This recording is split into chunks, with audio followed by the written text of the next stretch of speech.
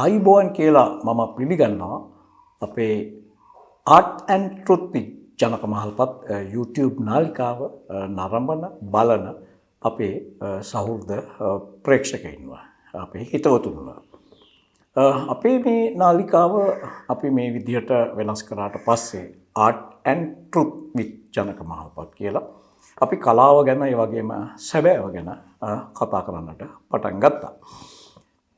පෞද්ගලික මැතිවරණය දවස්වල ජනාධිපතිවරණයත් ඒ වගේම මහා මැතිවරණයත් එළඹිච්ච යුගයේ අපි කතා කරපු ගොඩක් වැඩසටහන් අපේ ප්‍රේක්ෂකයෝ හොඳට බලලා තිබ්බා, ප්‍රතිචාර දක්වලා තිබ්බා.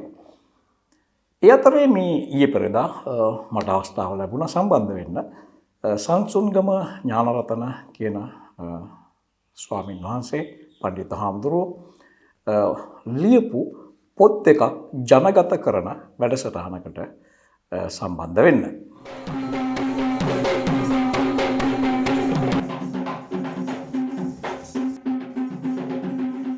මේ වැඩසටහන තිබුණේ පසුගිය 23 වෙනිදා මාර්තු මාස 23 වන ඉරු දින මහනුවර මහවැලි රීච් හෝටල් පරිසරයේ. මේ වැඩසටහනට පූජනීය මහා සංඝරත්නය වගේම සම්බන්ධ වුණා වියතුන් උගතුන් ඒ වගේම සහෘදයින් ස්වාමීන් වහන්සේගේ හිතවතුන්. ස්වාමීන් වහන්සේ රචනා කරපු පොත් දෙක, ඒ කියන්නේ අක්ෂර ගීරස ඒ වගේම යුග පෙරළිය සහ පුරවැසි වගකීම කියන මේ පොත් දෙකම මේ අවස්ථාවේදී දොරට වැඩමුවා. අපි බලාපොරොත්තු වෙනවා මේ සම්පූර්ණ වැඩසටහන සංසුන්ගම ඥානරතන ස්වාමීන් වහන්සේගේ පොත් ද්විත්වය දොරට වැඩීමේ උත්සවය අපේ ප්‍රේක්ෂකයින්ට හැකි තරම් ඉක්මනට ලබා දෙන්න.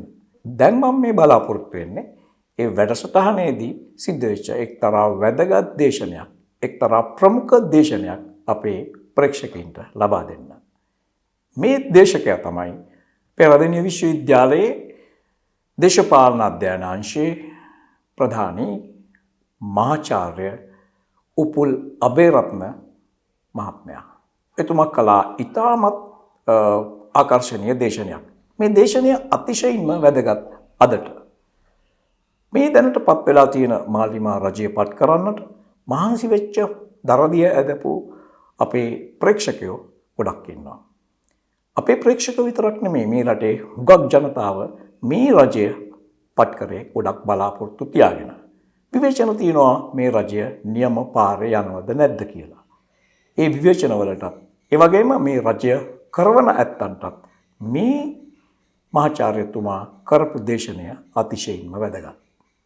ඒ හින්දා තමයි අපි කල්පනා කළේ මේ දේශනය හැකිතරම් ඉක්මනට අපේ ප්‍රේක්ෂකයන්ට ලබා දෙන්න. අපි අහමු මහාචාර්යතුමා මේ කියන්නේ මොනවද කියලා.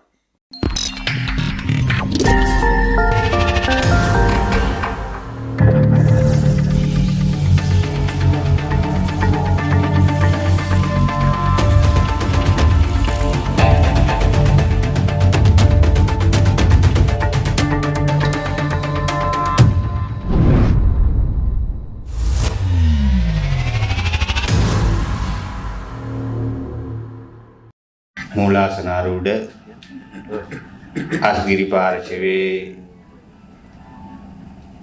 මහලේකාධිකාරී අපේ නායක ස්වාමීන් වහන්සේ, ඒ වගේම සංසුන්ගම ඥානරතන හාමුදුරන්ටත් මටත් දෙන්නට මකුරු කරපු උගන්වපු අපේ මුවැටගම නායක හාමුදුරුවෝ මූලාසනයේ ඉන්න උන්වහන්සේ ඇතුළු සියලුම මහා සංඝරත්නයන් අවසරයි.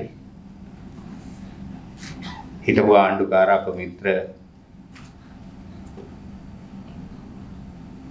ඇතිතුමනි, ඒ වගේම පෙරදෙණිය විශ්වවිද්‍යාලයේ තවත් ආදි නිලධාරීයෙක් වන මහනුවර මහදිසාපතිතුමනි, මේ අවස්ථාවට සම්බන්ධ වෙලා ඉන්න අපේ පඬිතු හාමුදුරුවන්ගේ බැච් එකේ මිත්‍රයිනි, පැමිණි සියලුම සම්භාවනීය අමුත්තනි. පළමුවෙන්ම මේ පොත ගැන කතා කරන්න කලින් මට එක දෙයක් කියන්න හිතෙනවා. සංසුන්ගම හාමුදුරුවෝ මාව අමාරු විදිහට මදෝ කියලා වට පොඩි නිකන් චකිතයක් ඇති වුණා මේ අපේ නිවේදක මහත්තයා දැක්කෝ අදහස් එක්ක මැතිවරණත් එක්ක. මම මේ අවස්ථාවේදී කතා කරන්නේ දේශපාලන විද්‍යාව පිළිබඳ ඉගෙන ගන්න උගන්වන විද්‍යාර්ථියෙක් විදිහට. ඒ විදිහට මේ පොත දිහා බලනකොට මට පේන කරුණු දෙකක් තියෙනවා. අපේ හාමුදුරනේ මම දේශපාලන විද්‍යාව මහාචාර්යවරයා විදිහට පත් වෙලා ඉන්න කලින් මට ටීචින් පෝර්ට්ෆෝලියෝ එකක් ලියන්න කියලා කිව්වා විශ්වවිද්‍යාලේ. මගේ විශ්වවිද්‍යාලයේ උගන්වද්දී තියෙන දර්ශනය මොකක්ද කියන එක අපි ලියනවා. ඒ ලියද්දී මම කිව්වා මම බුදුන් වහන්සේගේ අනුගාමිකයෙක් විදිහට මම කල්පනා කරනවා විද්‍යා සහ චරණ කියන දෙක දැනුම සහ මේ හදවත ආශ්‍රිත ගුණධර්ම සමූහය පෝෂණය කරන්න පුළුවන් මිනිස්සෙක් විශ්වවිද්‍යාලයක විද්‍යාර්ථියෙක් නිර්මාණය කිරීම තමයි දේශපාලන විද්‍යාව පිළිබඳ මහාචාර්යවරයා විදිහට මගේ වගකීම කියනවා. අද ලෝකේ ප්‍රත්‍යක්ෂ කරගනිමින් ඉන්නවා හදවතින් තොර දැනුමත් දැනුමෙන් තොර හදවතත් කියන දෙකේ ප්‍රශ්නේ. මට පේන දේ මම අපේ පඬිත හාමුදුරුවනේ සාධාරණ විද්‍යාර්ථියෙක් විදිහට 76 වසරක සාපය කියලා තමයි ජනගත උනේ. මම ඒ අදහසට ඉදුරාම විරුද්ධයි. මම ඉදුරාම විරුද්ධ අදහසක් 76 වසරක සාපයක් තිබුණේ නම් මමවත් මෙතන ඉන්න මේ අපේ උගත් වැඩිහිටි නායක හාමුදුරුවෝවත් සංසුංගම අපේ පඬිත හාමුදුරුවෝවත් බිහි නොවිය හැකිය තිබුණා. මොකද්ද අවාසනාවකට අපේ රාජ්‍යකරණේ අවාසනාවන්ත යුගයකට ගියා. ඒ යුගයේ මම සනිටුහන් කරන්නේ 1977 පස්සේ. මේක ආරම්භක පියවර තිබුණේ 1972 ප්‍රථම ජනරජ විවස්ථාවේ.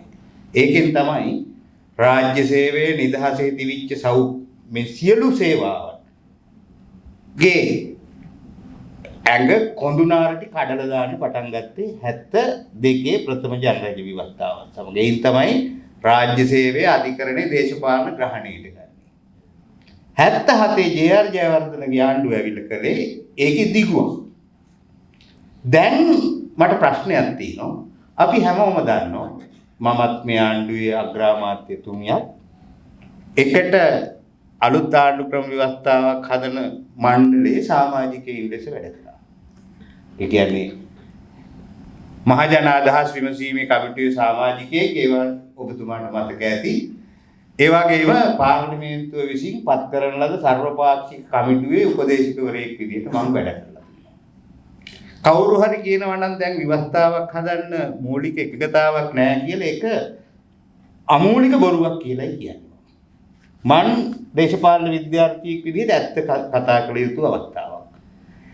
මේ රටේ ජනාධිපති තරතුරට යමෙක් පත්වන්නේද? ඔහුට හෝ ඇයට පිස්සු වැටීමට නියමිතයි.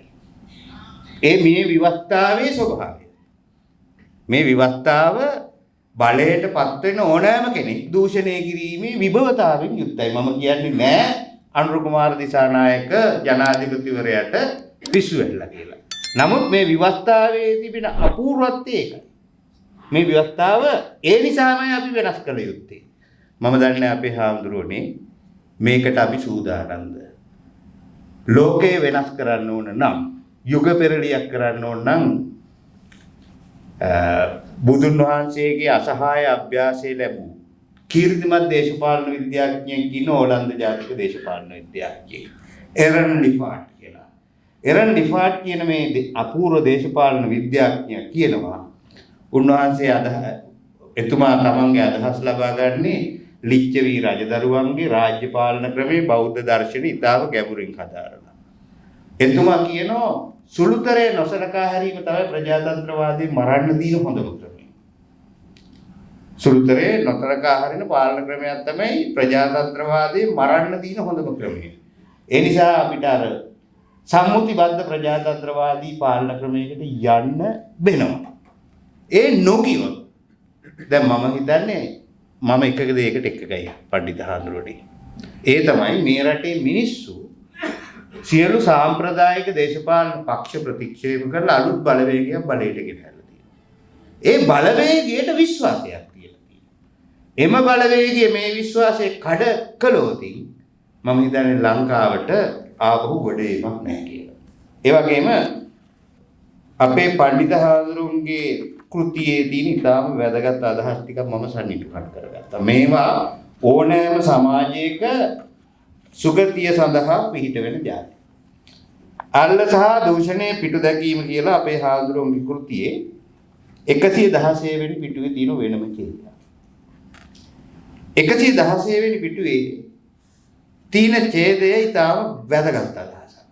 අපි ලංකාවේ රාජ්‍යයේ මෙතරම් දුප්පත් වීම සඳහා පහුගිය කාලේ අපි අත්විඳි ඛේදජනක ඉරණම අත්විඳීම සඳහා දායක වුණු ප්‍රධාන කාරණාව තමයි දූෂණය. අල්ලස. එකක් මතක තබා ගත යුතුයි. මම විශ්වවිද්‍යාලේ උගන්වන කෙනෙක් විදිහට මම දන්නවා හුදෙක් දේශපාලනඥයා විතරක් නෙවෙයි අල්ල සහ දූෂණය පිටිපස්සේ සිටිනවා. අල්ල සහ දූෂණය පිටිපස්සේ සිටිනවා අනිවාර්යයෙන්ම රජයේ නිලධාරී. එතකොට පණ්ඩිත හාමුදුරනේ අපේ සංසුංගව හාමුදුරනේ අපි ඔබ වහන්සේලා ඉගෙන ගනිපු විශ්වවිද්‍යාල උපාධිධාරී කියන කට්ටියත් මේකට වත් කියනවා. මම කියන්නේ උගතා යනු පරම පවිත්‍ර හොඳ කෙනෙක් නෙවෙයි. උගතා යනු පරම පවිත්‍ර හොඳ කෙනෙක් නෙවෙයි. 1932 ඩොනමෝර් කොමිෂන් සභාව ලංකාවට ඇවිල්ලා සර්වජන ඡන්ද බලය ප්‍රදානය කරන්න යෝජනා කරන වෙලාවේ දැන් ඉන්න ඔය උගත්තු හොඳයි කියන වගේම සෙට් එකක් ගියා කොමිෂන් සභාව ඉස්සරහට. ගිහින් ඉවරලා කොමිෂන් සභාවට කිව්වා උගත්තුන්ට විතරක් මේ ඡන්ද බලය දෙන්න. ධනේ තීන අයට විතරක් මේ ඡන්ද බලය දෙන්න. ඩොනමෝර් කොමසාරිස්වරු ඒ වෙලාවේ යෝජනා කරන මට මතක විදිහට කොමිෂන් සභාව වාර්තාවේ පිටු අංක 36 හෝ 76 ඔය අතර තියෙන්නේ. ඒකෙදි එතුමන්ලා කියනවා කොමිෂන් සභාවේ සමාජිකයෝ නෑ සර්වජන ඡන්ද බලය දුන්නොත් මේ දේශපාලනඥයෝ මර්ධනය කරන්න පුළුවන්. එහි ප්‍රතිඵලයක් විදිහට තමයි අද අපේ සංසුංගම නායක හාමුදුරුවෝ කියද්දි කිව්ව අපේ උපතේදී ආයු අපේක්ෂාව වැඩි වෙලා තියෙනවා. අපි අවුරුදු 76ක් අද අවම වශයෙන් ජීවත් වෙනවා කියලා අපේක්ෂාවක් තියෙනවා. ඒ වගේම මාතෘ මරණ අනුපාතිකය අඩු වුණේ. උපතේදී ලදරු මරණ අනුපාතිකය අඩු වුණේ. ඒ වගේම අපි අද මේ භුක්ති විඳින ජීවන තත්ත්වයට උරුමකම් කිව්වේ නිදහස් සෞඛ්‍ය, නිදහස් අධ්‍යාපනය, අර්ථ සාධක අරමුදල, ETF සේවක අර්ථ සාධක අරමුදල් මේවා ආවේ ඔටෝමැටිකලි නෙවෙයි. සර්වජන ඡන්ද බලයේ ප්‍රතිඵලයක් විදියට. දැන් එම ඡන්දදායකයෝම තිබුණු සාම්ප්‍රදායික ප්‍රභූතන්ත්‍රය ප්‍රතික්ෂේප කරලා තියෙනවා. හැබැයි අලුත් ප්‍රභූතන්ත්‍රය මේ පණිවිඩය වටහා නොගතහොත් මට කියන්න බෑ යන්නේ කොහෙටද කියලා. මේක ඊටාම මොකද දේශපාලන අස්ථාවරත්වය කියන්නේ කිසිසේත්ම සුදුසු නැහැ. කිසිසේත්ම සුදුසු වෙන තත්ත්වයක් නෙවෙයි. ඒ වළක්වා ගැනීමට කතරම් දුරට අපගේ ප්‍රතිපත්ති සම්පාදකයන් මහදිසාපතිතුමන් ඉන්නවා.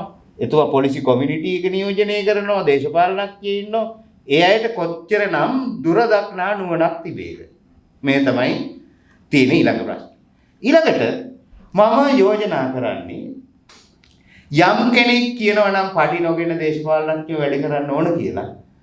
එය තමයි අල්ලසට හා දූෂණයට අතවැන්නේ.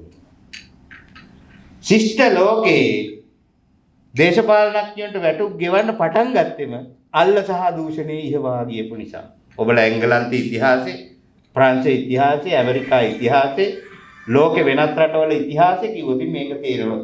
යම් කෙනෙක් කියනවා නම් අපි වැටුප් ගන්න නැතුව වැඩ කරනවා කියලා ඒක අල්ල සහ දූෂණයට අත වැඩිම. මම කියන්නේ දේශපාලනඥයන්ට වැටුප් ගෙවන්න. දේශපාලනඥයා ප්‍රොෆෙෂනල් කෙනෙක්. politics as vocation. දේශපාලනයේ වෘත්තියක් විදිහට කරන තැනැත්තෙක් බවට පත් කරන්න ඕන. ඊළඟට මේක කරද්දී මම යෝජනා කරනවා අල්ල සහ දූෂණය වළක්වන්න නම් ලෝක ක්‍රමවේද හොයාගෙන තියෙන උදාහරණයක් විදිහට ඇමරිකානු ආණ්ඩු ක්‍රම විවස්ථාවට එකතු කරපු 25 වෙනි විවස්ථා සංශෝධනය. අවුරුදු 70 ගාණක් මේක යට ගහලා තිබුණා. හැබැයි 70 ගානකට පස්සේ ආපහු මේක එළියට ආවා. ඒ විවස්ථාවට අනුව වර්තමාන පාර්ලිමේන්තුවට නම් වර්තමාන පාර්ලිමේන්තුවේ ඉන්න මැති ඇමතිවරුන්ට ඔවුන්ට අදාළව වැටුප් වැඩි කරගන්න බෑ. ඔවුන්ට වැටුප් වැඩි කරනවා නම් වැඩි කරන්න පුළුවන් අනාගත පාර්ලිමේන්තුවක් අරබයා විතරයි. එවැනි නිර්මාණශීලී අත්දැකීම් අපට ලෝකෙන් හොයාගන්න පුළුවන්. අපි ඒව හොයන්න උනන්දුවක් තියෙනවා. මේක තමයි අපිට තියෙන අභියෝගයක්. ඊළඟට පණ්ඩිත හාමුදුරුවෝ ඉතාම වැදගත් අදහසක් යෝජනා කරනවා. මම මේ අදහසට ඉදරාම එකයි. අපේ තියෙන ගොවිතැන. මම එක වතාවක ආණ්ඩුකාරතුමනි එක මහාචාර්යවරයෙක් යෝජනා කරා ලංකාවේ මේ යකුම් කෘෂිකර්මය වී ගොවිතැන යෝග්‍ය නැහැ කියලා. මම එතුමාගෙන් ඇහුවා ඔබතුමා කොහොමද කියන්නේ පරීක්ෂණයක් කරලා තියෙනවද? එහෙම එකක් කරලා නැහැ. දැන් ওই කොවිඩ් උදර කාලේ අපේ යකුම් කෘෂිකර්මය නොතිබුණි නම් ලංකාවේ මිනිස්සු සාගින්නේ මැරිලි ඉවරයි. සාගින්නේ බඩගින්නේ මැරිලි ඉවරයි.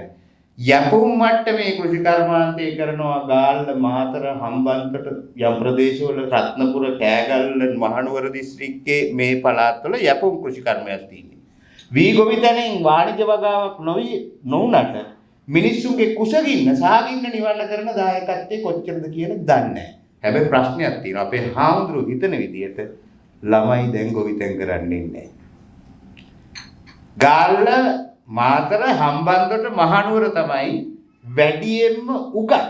ඒ කියන්නේ උපාධිය නොගත ඊට පල්ලෙහා මට්ටමින් අධ්‍යාපනය අතහැරලා ගියපු තරුණ තරුණියන් විරැකියාවෙන් පෙළෙන. ඒකට අපි කියනවා ඉච්ඡානුග සේවා විමුක්තිය.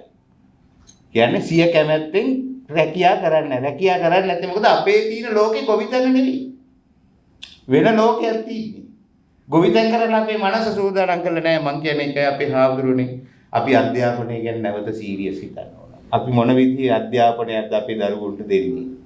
අපේ දරුවෝ හදවත ආශ්‍රිත නැති ගුණධර්ම ටිකක් තියාගන්න කෙනෙක් වෙනවද? ඒක අපි ගැඹුරින් කල්පනා කළ යුතුයි. ඒ වගේම අපේ පණ්ඩිත හාමුදුරුවන්ගේ අදහස උදාහරණයක් විදිහට ගාලු දිස්ත්‍රික්කයේ හෙක්ටයාර 13000න් මේ කන්නේ වගා කරලා තියෙන හෙක්ටයාර 800යි. කුඹුරු අක්කර 13000ක් තියෙනවා. 13000න් 800යි මේ කන්නේට වගා කරලා තියෙන්නේ. ඉතින් මේ නොවැම්බර් මාසේ වෙනකොට ආපහු ආහාර ඉගයක් එනවා කියලා දැන් පුරෝගතනේ ඉල්ලලා තියෙනවා. ඉතින් අපේ සංසුංගම මගේ කල්යාණ මිත්‍රයා අපේ බැච් එකේ මේ පණ්ඩිත හාමුදුරුවෝ දෙන පණිවිඩය දේශපාලනඥයෝ තේරුම් ගන්නවාද? අනිත් එක තමයි අපි තවම තක්සේරු කරලා නැහැ. මම මේ වගකීම අපි බාර ගන්න ඕන. විශ්වවිද්‍යාලවල ඉන්න අපි බාර ගන්න ඕන. මේවා ඔබේ වරදට අපි කොටසක් වග කියන්න ඕන. මන්දයා ගෝඨාභය රාජපක්ෂ මැතිතුමාට ලනු දුන්නේ විශ්වවිද්‍යාලවල ඉඳපු ආචාර්යවරු හාමුදුරුවෝ. නේ? තනිකර කාබනික වගාවකට යන්න කියලා දීපු ලනුව තමුන්නාසලා දන්නේ ඒයින් ඇති වුණු ප්‍රතිලාභයට වඩා තවමත් ඒ ණය කන්දට අපි තේ වගාවට වෙච්ච හානි කොච්චරද තනිකර කාබනික පොහොර ප්‍රතිපත්තිය. ඒ තක්සේරු කරෝති හොඳට තේරෙවි මේකට අපි වග කියනවා. ওই පේරාදෙණිය විශ්වවිද්‍යාලයේ අර මේ විශ්වවිද්‍යාලවල ඉඳපු මහාචාර්යවරු තමයි ගිහිල්ලා එතුමට කාබනික ගොවිතැන ගැන උපදෙස් දුන්නේ. මේ අපේ සංසුංගම හාමුදුරුවෝ ගිහිල්ලා කිව්වනම් හරි කියලා වක් කියන්නේ. පණ්ඩිත හාමුදුරුවෝ අපි ලැජ්ජ වෙන්න ඕන. ඒක තමයි අපේ රටේ අධ්‍යාපනයේ තියෙන ප්‍රශ්නේ. ඊළඟට මම අපේ පණ්ඩිත හාමුදුරුවන්ට මම හිතනවා ආණ්ඩුවත් සමග සමීප සම්බන්ධයක් තියෙනවා කියලා. මම හාමුදුරුවන්ට යෝජනා කරලා මෙහෙම එකක්. ලංකාවේ විශ්වවිද්‍යාලවල වඩා ඵලදායී දැනුමක් හැමදාම නිෂ්පාදනය කරනවා. ඒ නිෂ්පාදනය කරන්නේ වර්ෂාව අවුරුදු 4ක කාලේ 5ක කාලේ අන්තිමට ශිෂ්‍යයා ලියන නිබන්ධනය. ඒ නිබන්ධනයේ පුස්තකාලවල වේව් කකා කාව් කකා තියෙනවා. ජාතික සංවර්ධනයේට විශ්වවිද්‍යාල පද්ධතිය දායක කරගන්න අපේ හාමුදුරුවෝ කිසිම ආණ්ඩුවක් හිතලා නැහැ. කිසිම ආණ්ඩුවක් හිතලා නැහැ. කෘෂි විද්‍යාව ඉගෙන ගත්තට කෘෂි විද්‍යාව ශිෂ්‍යයෝ යන්නේ වෙන රස්සාවකට යන්නේ. මොකක්ද මේ අධ්‍යාපනය?